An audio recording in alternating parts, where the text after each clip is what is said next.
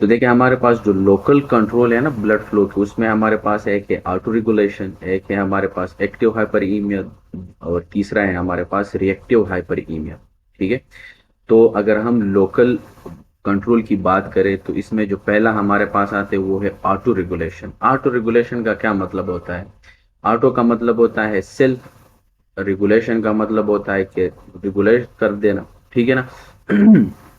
तो देखिए इसमें हमारे पास ना जो तीन अर्गन है हमारे पास, एक है हमारे पास हार्ट, ब्रेन और किडनी, जो बुक में लिखा हुआ है। ठीक है ना। तो ये हमारे पास ऐसे अर्गन है कि ये हमारे पास जाहिर कर देते हैं ऑटो रेगुलेशन।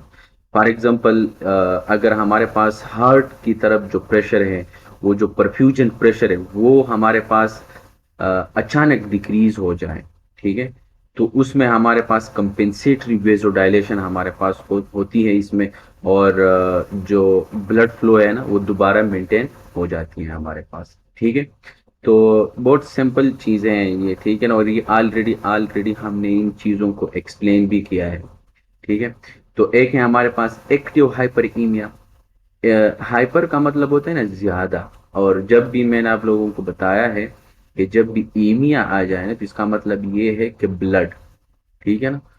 तो जब हमारे पास एक्टिव हाइपरईमिया का मतलब ये होता है कि आपके पास जो ब्लड फ्लो है कोई भी अर्गन हो, तो उसमें हमारे पास जो है ना मेटाबॉलिक एक्टिविटी होती है, और वहां से मेटाबॉलिक वो हमारे पास रिलीज होती है, जो जो कि हम कहते हैं कि लोकली मेटाबॉलिक कंट्रोल। आगे हम अभी इसको करेंगे।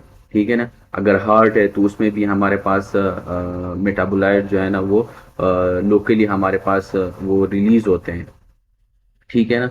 जिसको हम कहते हैं वेजो एक्टिव मेटाबोलाइट्स उसको हम बोलते हैं। ठीक है। आगे वो टेबल है उससे हम एक्सप्लेन करेंगे।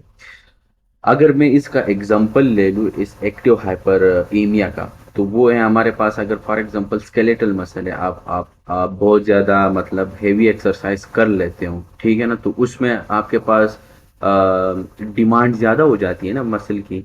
ठीक है ना, स्केलेटल मसल की, क्योंकि आप एक्सरसाइज करते हो।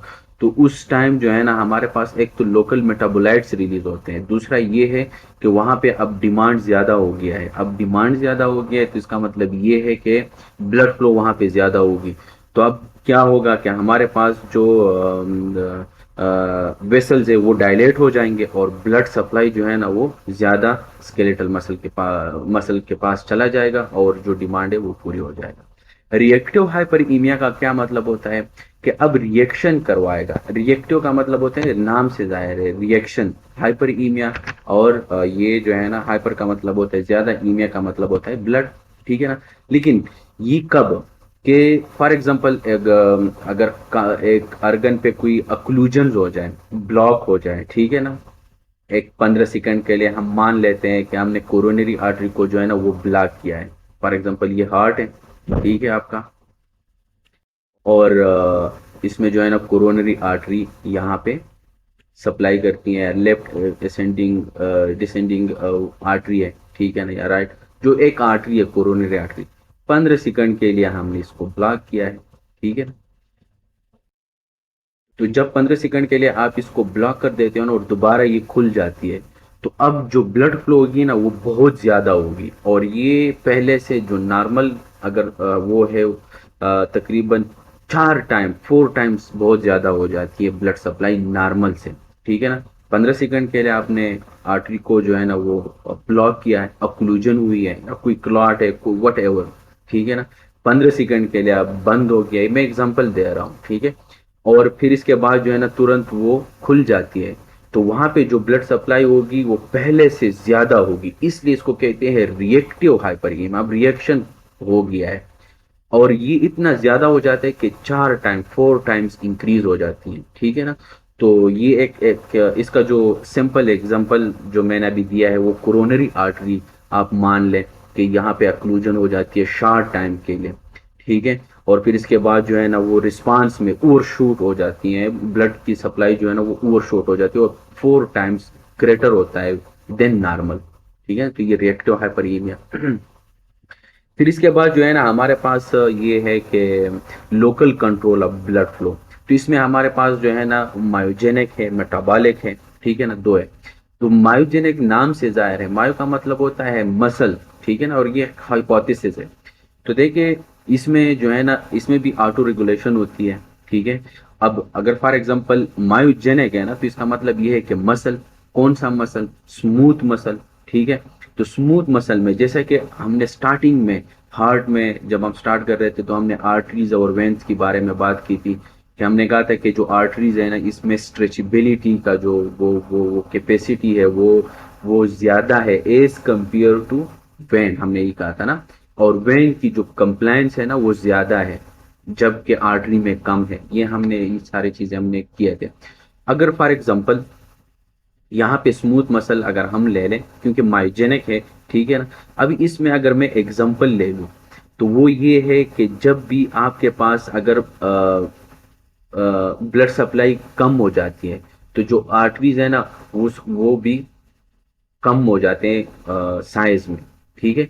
और अगर प्रेशर ज्यादा हो जाते हैं तो वो स्ट्रेच हो जाती है।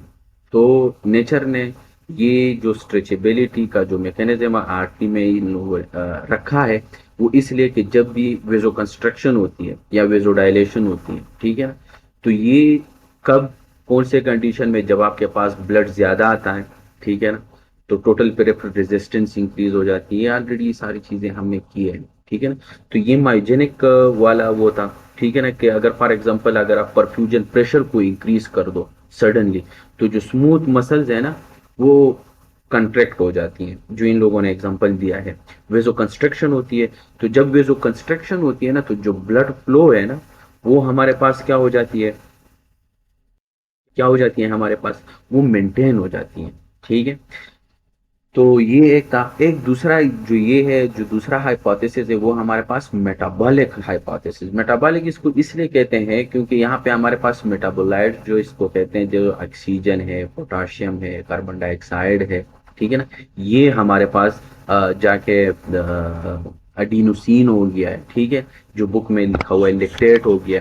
जब आप एक्सरसाइज करते हो ना, तो जब एक्सरसाइज करते हो तो वहां पे वो, जिस तरह हमने बायोकेमिस्ट्री में पढ़ा था, वो लैक्टिक एसिड प्रोड्यूस होते हैं मसल में, और इसी वजह से आपको पेन होते हैं, पेन होती है, वो याद है ना, वो लेक्टेट। अब वो लेक्टेट प्रोड्यूस हो जाती है ना, तो उसका ये एक काम ये भी है कि ये वेसल्स को डायलेट कर देते हैं, ठीक है ना। फॉर एग्जाम्पल अगर आप एक्सरसाइज करते हो, ठीक है, जब आप एक्सरसाइज करते हो तो आपके स्केलेटल मसल में एक तो आपके पास पोटाशियम वगैरह और कार्बन डाइऑक्साइड, ये लैक्टेट, ये प्रोड्यूस हो जाते हैं। अब इनका काम क्या है, अब इनका काम क्या है कि ये वेसल्स को डायलेट कर देते हैं, वेसल को डायलेट कर देते हैं, वहां पे ब्लड सप्लाई ज्यादा जाती है और कार्बन डाइऑक्साइड भी प्रोड्यूस हो जाते हैं। तो कहने का मकसद ये है कि जब आप एक्सरसाइज करते हो तो एक बेहतरीन मैकेनिज्म है ये, कि ये आपके वेसल्स को डायलेट कर देते हैं, क्योंकि उस टाइम वहां पे स्केलेटल मसल के लिए डिमांड जो है ना वो ज्यादा हो जाती है, ठीक है ना। तो जब डिमांड ज्यादा हो जाती है तो ये मेटाबोलाइट रिलीज होते हैं, हो जाते हैं, वहां पे प्रोड्यूस होते हैं, और इनका काम है कि वेसल्स को डायलेट करे। जब ये वेसल डायलेट हो जाएगा, ब्लड सप्लाई ज्यादा जाएगी वहां पे, और वहां पे जो डिमांड है वो पूरी हो जाएगी। तो ये मेटाबॉलिक हाइपोथेसिस इन लोगों ने दिया है। कार्बन डाइऑक्साइड का इन लोगों ने दिया है, हाइड्रोजन का दिया है, इसके अलावा जो है ना पोटाशियम का दिया हुआ है, लेक्टेट है हमारे पास, अडीनोसिन है, ठीक है। तो ये जब आप मतलब स्ट्रेनस एक्सरसाइज कर देते हो तो तब जाके हमारे पास ये होते हैं। इसके अलावा जो है ना हमारे पास हार्मोनल है, ठीक है ना। ये ग्राफ की तरफ मैं बाद में आ जाऊंगा, पहले मैं हार्मोनल की बात कर दूं। ये हार्मोनल जो extrinsic control of blood flow है, इसमें हमारे पास हार्मोन्स है, ठीक है ना। हार्मोन्स में क्या है हमारे पास, जैसे कि हिस्टामिन है, और क्या नाम है उसका, ब्रेडिकाइनिन है, ठीक है। अब देखिए जैसे कि कल हमने बात की थी कि ये आपके पास आर्टरी है, ये आपके पास कैपिलरी है, ठीक है ना। फिर इसके बाद जो है ना हमारे पास क्या होती है, वेन, विन्यूल, और फिर इसके बाद जो है ना वेन, और फिर इसके बाद ऊपर चले जाते हैं, ठीक है ना। यहाँ पे हमारे पास ना ये कैपिलरी है, तो यहाँ पे ब्लड, वो जो ब्लड सप्लाई होती है यहाँ पे, तो यहाँ पे जो है ना वो जैसे कि ऑक्सीजन हो गया, ग्लूकोज हो गया, जो खुराक है हमारे पास वो यहाँ पे डाल देते हैं हमारे पास, ठीक है ना, टिश्यू के लिए। तो देखिए जो बेसिकली हिस्टामिन का काम क्या होता है कि हिस्टामिन आके ना इस आर्टरी को डायलेट कर देता है। नॉर्मली इतना था ना, अब इतना हो गया। और वेन को जो है ना वो कंस्ट्रक्ट कर देते हैं, वेन को कंस्ट्रक्ट कर देते हैं। तो अब यहाँ पे जो है ना प्रेशर ज्यादा हो जाता है पीछे, यहाँ से तो ब्लड ज्यादा आ रहा है लेकिन निकल रहा है बहुत कम, बहुत कम निकल रहा है। यहाँ पे फ्लूइड जमा होता है। अब यहाँ पे ज्यादा प्रेशर की वजह से और ज्यादा वो फ्लूइड की वजह से यहाँ पे जो है ना वो, जैसे कि कल हमने बात की थी कि यहाँ पे एंडोथेलियल सेल्स होते हैं और उसके अंदर गैप होते हैं हमारे पास, तो उसमें ऑक्सीजन और कार्बन डाइऑक्साइड जो है ना वो सिंपल डिफ्यूजन के थ्रू वो डिफ्यूज होते हैं, इंटरस्टिशियल स्पेस में आ जाते हैं। ये आपके पास इंटरस्टिशियल स्पेस है, ठीक है ना। ये आपके पास टिश्यू है, कोई भी टिश्यू है, ठीक है ना। हमने कल बात की थी इसके बारे में और हमने कहा था कि यहाँ पे जो फ्लूइड होते हैं तकरीबन 11 लीटर के, कहने वाले ये कहते हैं कि ये 11 लीटर होते हैं तकरीबन, ठीक है। तो जो फ्लूइड इंटरस्टिशियल फ्लूइड है। और दूसरी बात यह है कि यहाँ पे हिस्टामिन, हाँ कहने का मकसद है कि हिस्टामिन आके ना हमारे पास इस आर्टरी को डायलेट करेगा, वेन को कंस्ट्रक्ट करेगा। फ्लूइड यहाँ पे ज्यादा आएगी, इंटरस्टिशियल फ्लूइड में एक्सेस फ्लूइड आएगी, एक्सेस फ्लूइड। और हमने एडीमा, एडीमा का जो डिफिनीशन हमने कल किया था कि एडीमा का डिफिनीशन क्या है कि जब आपके पास एक्सेस फ्लूइड जो है ना वो इंटरस्टिशियल स्पेस में आ जाए। तो जब इंटरस्टिशियल स्पेस में एक्सेस फ्लूइड आ जाएगा और ये इंटरस्टिशियल फ्लूइड जो है ना वो ज्यादा हो जाएगा, हम कहेंगे कि ये एडिमा है। तो इसी तरीके से ब्रेडिकाइनिन, ब्रेडिकाइनिन का भी यही काम है। हिस्टामिन और ब्रेडिकाइनिन, ये वैसे हम पैथोलॉजी में करेंगे, जनरल पैथोलॉजी में हिस्टामिन कहाँ से आता है, ब्रेडिकाइनिन कहाँ से आता है, प्रोस्टाग्लैंडिन कहाँ से आते हैं, ठीक है ना। हमारे पास जो है ना वो है प्रोस्टाग्लैंडिन में भी टाइप्स हैं हमारे पास, ई सीरीज है, आई सीरीज है, एफ सीरीज है। इन सब का अलग अलग काम है, कहाँ से आते हैं कहाँ से नहीं आते, डिटेल में हम पैथोलॉजी में करेंगे। यहाँ पे सिर्फ आप जहन में रख लो कि हार्मोनली भी हमारे पास जो है ना वो ब्लड फ्लो हम कंट्रोल कर देते हैं। वो कैसे, जैसे कि हिस्टामिन की हमने बात की थी, ब्रेडिकाइनिन का भी यही काम है कि ये आर्टरी को डायलेट कर देते हैं जबकि वेन को कंस्ट्रक्ट कर देते हैं, और इसी वजह से भी हमारे पास इडीमा भी हो सकता है। तो ये हमने बात की थी। और इसमें जो है ना एक और हार्मोन है सेरोटोनिन, सेरोटोनिन। सेरोटोनिन का पता है आप लोगों को, हमने इसके बारे में हमने बात की थी, अगर आप लोगों को याद हो। सेरोटोनिन हमने बायोकेमिस्ट्री में हमने पढ़ा था। सेरोटोनिन कहाँ से आता है बताएं हमें, कौन से अमाइनो एसिड से हमें हम इसको बना देते हैं सेरोटोनिन को, याद है। हमने एक अमाइनो एसिड पढ़ा था कि इससे तीन चीजें हम बना रहे थे, एक सेरोटोनिन, एक मेलाटोनिन और एक नायसिन। ट्रिप्टोफान अमाइनो एसिड है, ठीक है, ये आप लोग भूल गए हो। तो ट्रिप्टोफान अमाइनो एसिड से हम ये सेरोटोनिन बना देते हैं, ठीक हो गया है। ये आप लोग भूल गए हो, ये इनको आप रिवाइज कर रहे हैं। तो जो सेरोटोनिन है ये बेसिकली जीआईटी में भी इसका अलग काम है और सेंट्रल नर्वस सिस्टम में इसका अलग काम है। सेरोटोनिन जो है ना, अगर ये वैसे हम इसकी ड्रग भी आते हैं हमारे पास, इसको कहते हैं सेरोटोनिन री अपटेक इनहिबिटर्स में जितने भी ट्रिप्टान्स वगैरह है, ट्रिप्टान, सुमाट्रिप्टान, और ये जिसके ड्रग में आखिर में ट्रिप्टान आते हैं। इसके अलावा जो है ना और भी है हमारे पास, ये हम फार्माकोलॉजी में करेंगे, ठीक है ना। जो ट्रिप्टान वगैरह है ये हम माइग्रेन हेडेक के लिए हम यूज कर देते हैं, सुमाट्रिप्टान वगैरह जितनी ड्रग में आखिर में ट्रिप्टान आते हैं, ठीक है ना। तो ये सेलेक्टिव सेरोटोनिन री अपटेक इनहिबिटर में ये हम फार्माकोलॉजी में करेंगे, यहाँ पे आप लोग टेंशन ना लें, ठीक हो गया। तो जो सेरोटोनिन है, सेरोटोनिन, सेरोटोनिन जो है ना वो हमारे पास क्या काम कर देते हैं, ये हमारे पास आर्टरी को कंस्ट्रक्ट कर देते हैं। अगर फॉर एग्जांपल ये आर्टरी है, ठीक है ना, तो ये आके सेरोटोनिन आके इसको कंस्ट्रक्ट करवाएगा, ठीक है, इसको कंस्ट्रक्ट करवाएगा। और ये ज्यादातर जो है ना हम जैसे कि माइग्रेन हेडेक हम करेंगे ना, तो जो माइग्रेन हेडेक होता है ना वो हाफ सर पे जो है ना वो दर्द आती है और आंख में भी दर्द होता है, और ये तो उसमें जो है ना वो स्पाज्मेटिक हम कहते हैं ना कि जो वेसल्स जो है ना वो स्पाज्म होता है, उसमें स्पाज्मेटिक जो कंस्ट्रक्शन और डायलेशन होती है। और उसकी वजह से तो फिर हम क्या कर देते हैं, हम ये सेरोटोनिन वाले ड्रग दे देते हैं जिसको जो है ना क्योंकि उसमें जो है ना वेसल्स डायलेट हो जाते हैं ना।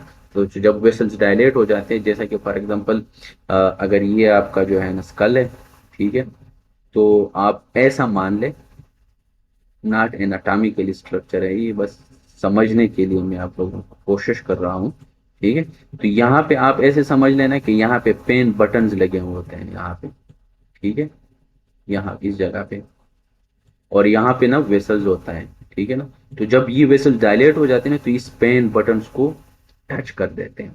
तो जब ये पेन बटन जो है ना वो टच हो जाते हैं ना, तो वहां पे, और ये कब, क्योंकि वेसल्स डायलेट हो जाते हैं। तो जब वेसल्स डायलेट हो जाते हैं ना, तो वो पेन बटन जो है ना यहाँ पे आपके स्कल में, यहाँ पे जो सप्लाई होती है आर्टरीज की, तो यहाँ पे इसको टच हो जाते हैं और पेन स्टार्ट हो जाती है।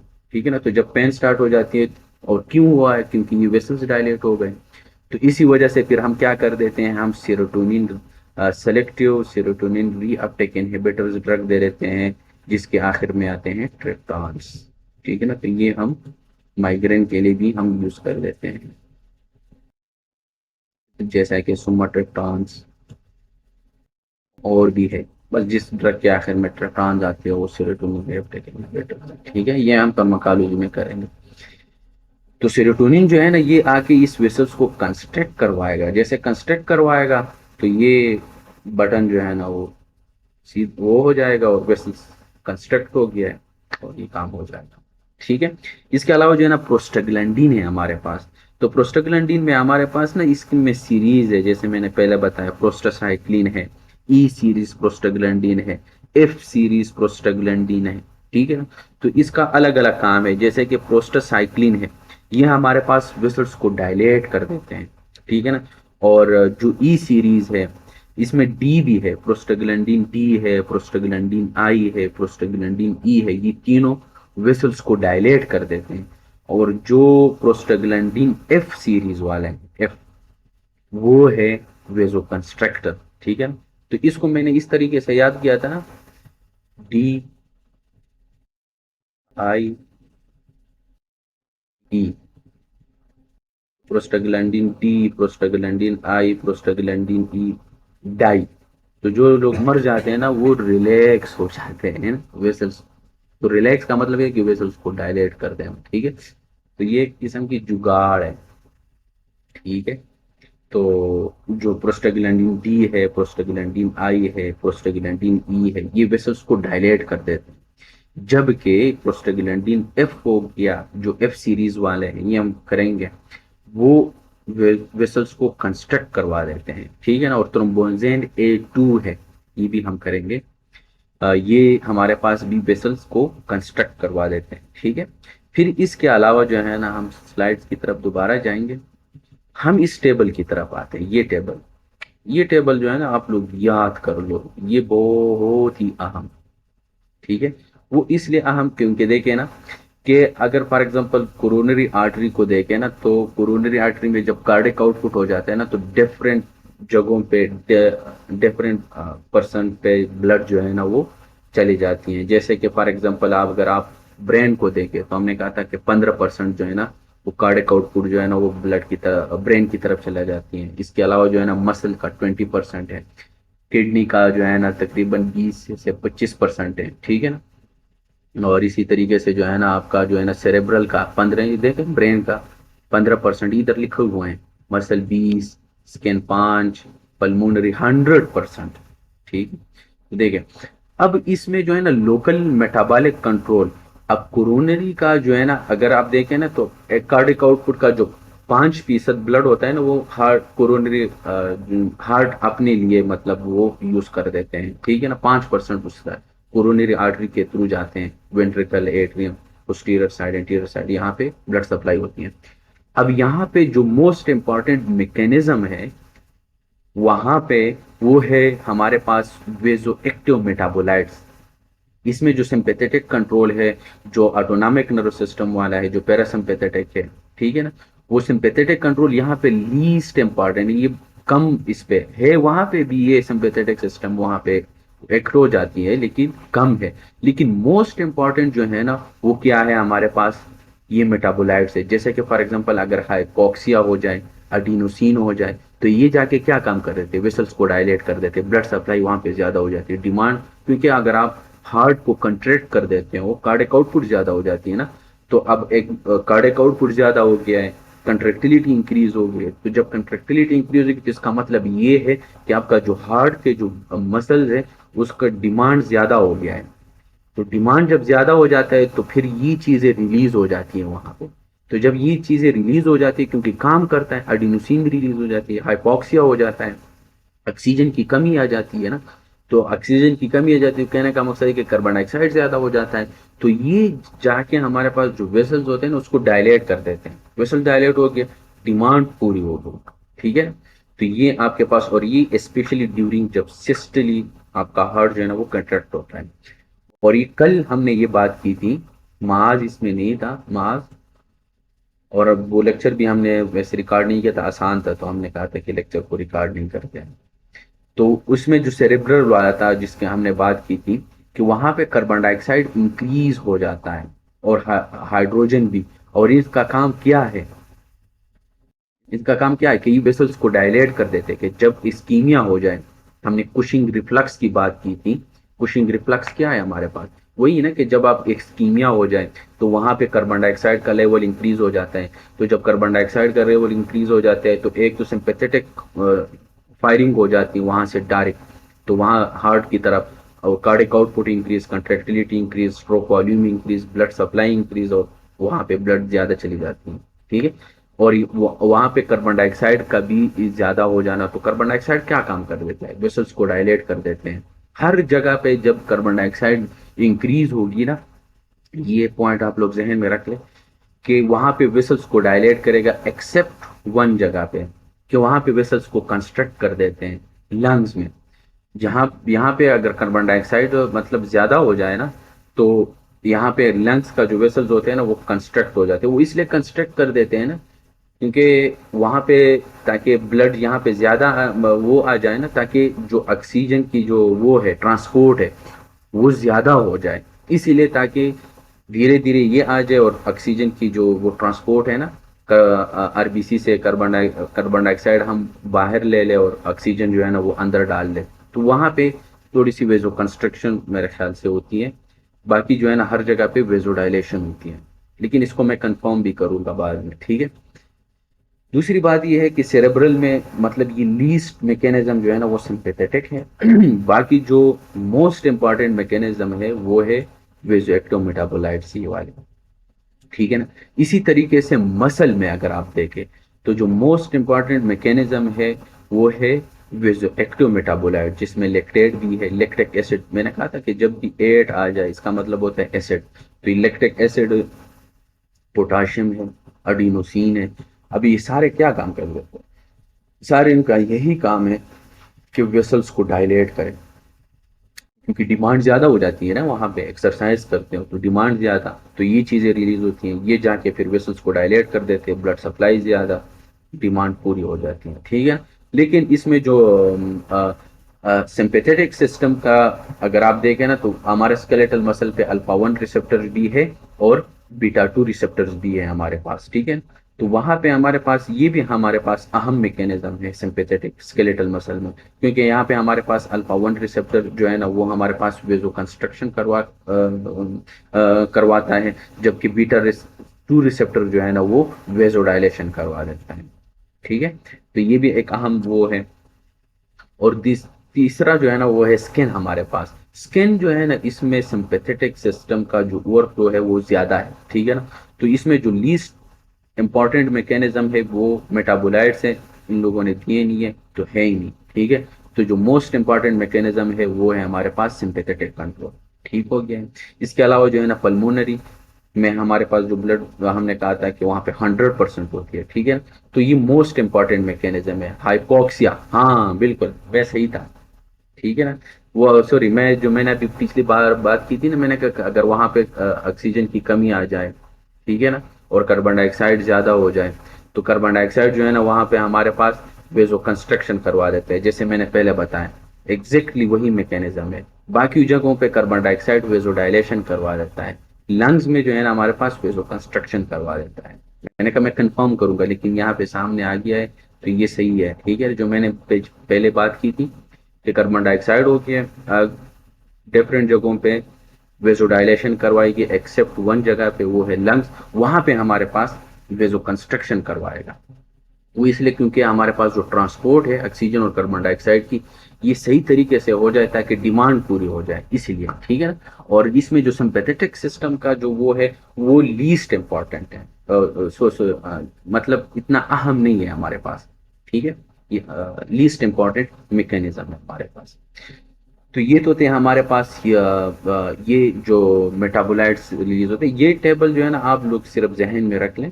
बाकी वैसे अगर आप एग्जाम पॉइंट ऑफ व्यू से अगर आप इसको देखें तो इतना वो नहीं है, लेकिन हाँ याद रखना चाहिए ताकि आप लोगों को पता हो कहाँ पे कौन सी चीज़ है रिलीज होती हैं, कौन से मेटाबोलाइट्स रिलीज होती हैं, कौन सी नई मेटाबोलाइट्स रिलीज होती हैं, कहाँ पे वेजो कंस्ट्रक्शन होती है, कहाँ पे वेजो डायलेशन होती है।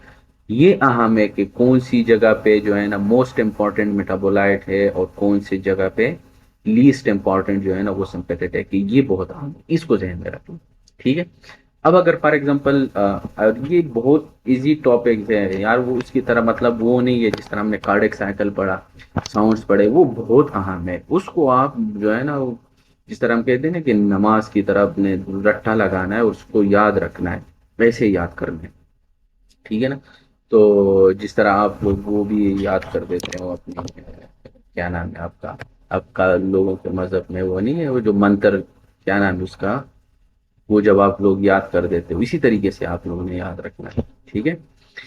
तो देखिए अब हमारे पास जो है ना ग्रेविटेशनल फोर्सेस है हमारे पास, जब बंदा खड़े हो जाते हैं, ठीक है, तो उसमें क्या हो जाता है कि जो ब्लड फ्लो है वो जो है ना नीचे, क्योंकि ग्रेविटी के वजह से हमारे पास जो ब्लड है ना वो नीचे लेम्स में वहां पे पुल हो जाते हैं। तो जो पार्शियल आर्टेरियल पार्शियल प्रेशर है ना वो डिक्रीज हो जाता है। जब वो डिक्रीज हो जाता है तो ऊपर बैरो रिसेप्टर को पता चल जाता है कि हमारे पास जो है ना वो ब्लड फ्लो कम हो गया है। क्योंकि जब आप नीचे से ऊपर जाते हो और आप खड़े हो जाते हो तो आपका जो है ना सारा ब्लड नीचे की तरफ चला जाता है ड्यू टू ग्रेविटी, ठीक है। तो ब्लड नीचे की तरफ चला गया, आर्टीरियल प्रेशर डिक्रीज हो गया। जब आर्टीरियल प्रेशर डिक्रीज हो जाते हैं तो बैरो रिसेप्टर को पता चल जाता है, ये एक्टिव हो जाता है। तो जब ये एक्टिव हो जाता है तो फिर ये जाके ऊपर मैसेज सेंड कर देता है, जैसे कि हमने बैरो रिसेप्टर रिफ्लेक्स में हमने इसको बड़े बड़े डिटेल के साथ हमने इसको एक्सप्लेन किया था। तो वहां से सिंपैथेटिक ओवरफ्लो हो जाती है, आउटफ्लो हो जाती है, पैरासिम्पेथेटिक डिक्रीज हो जाता है, सिंपैथेटिक इंक्रीज हो जाता है। और जब भी सिंपैथेटिक इंक्रीज हो जाता है तो आपका हार्ट रेट इंक्रीज हो जाता है। और जब हार्ट रेट इंक्रीज हो जाता है तो हमने ये बात की थी कि हार्ट रेट्स के साथ डायरेक्ट रिलेशन है कंट्रेक्टिलिटी का, heart rate increase contractility increase. तो जब heart rate increase contractility increase cardiac output increase, cardiac output increase stroke volume increase. तो स्ट्रोक वॉल्यूम इंक्रीज, आपका जो आर्टेरियल प्रेशर है वो इंक्रीज, तो फिर ये सारी चीजें नॉर्मल पे आ जाती हैं, ठीक है ना। टोटल पेरिफेरल रेजिस्टेंस वो हमारे पास इंक्रीज हो जाती है, ये सारे सिंपैथेटिक फ्लो की वजह से। तो बहुत ही आसान चीजें हैं, इसमें कोई रॉकेट साइंस नहीं है ताकि मैं बताऊं कि हाँ यार इसमें ये, ठीक है।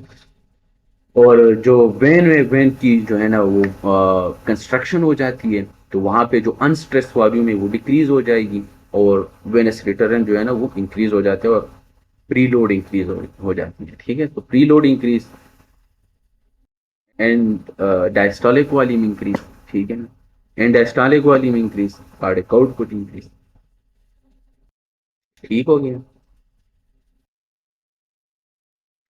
फिर इसके बाद जो है ना हमारे पास एक्सरसाइज है। अब आप एक्सरसाइज करते हो तो क्या मतलब आपके पास, जैसे कि हमने कहा था कि इसमें हमारे पास दोनों मैकेनिज्म वो है कि आपके पास लोकल मेटाबोलाइट्स भी और सिंपैथेटिक भी, ठीक है ना। तो जो हमारे पास, जैसे कि हमने मेटाबोलाइट्स के पीछे हमने बात की थी कि हमारे पास अडीनोसिन, पोटाशियम, कार्बन डाइऑक्साइड ये इंक्रीज हो जाते हैं। इनका काम यही है कि वेसल्स को डायलेट कर देना, वेसल्स डायलेट हो जाते हैं, डिमांड पूरी हो जाती है जब आप स्ट्रेसनेस एक्सरसाइज कर देते हो, ठीक है। इसमें हमारे पास जो सेंट्रली डिमांड है वो हमारे पास increase sympathetic outflow, sympathetic system activate हो जाता है, पैरासिम्पैथेटिक फ्लो डिक्रीज हो जाती है, ठीक है ना। तो वही सीन है, वही heart rate increase, contractility increase, cardiac output increase, ठीक है ना, TPR increase, venous return increase, क्योंकि वेनस को आपने कंस्ट्रक्ट किया, वहां से ब्लड फ्लो अब आ जाएगी हार्ट की तरफ ज्यादा, ठीक है। तो ये देखे blood flow to the skeletal muscles increase, ठीक है। तो वही चीजें, तो आज हमारा जो ये था कार्डियोलॉजी, ये आप लोगों का ख़त्म हो गया है, मुबारक हो। और फिर इंशाल्लाह जो है ना इसमें हम टेस्ट लेंगे, एमसीक्यूज, हम एक एमसीक्यूज करेंगे इसका, ठीक है ना, और इसमें आप लोगों ने मुझे आंसर देना है।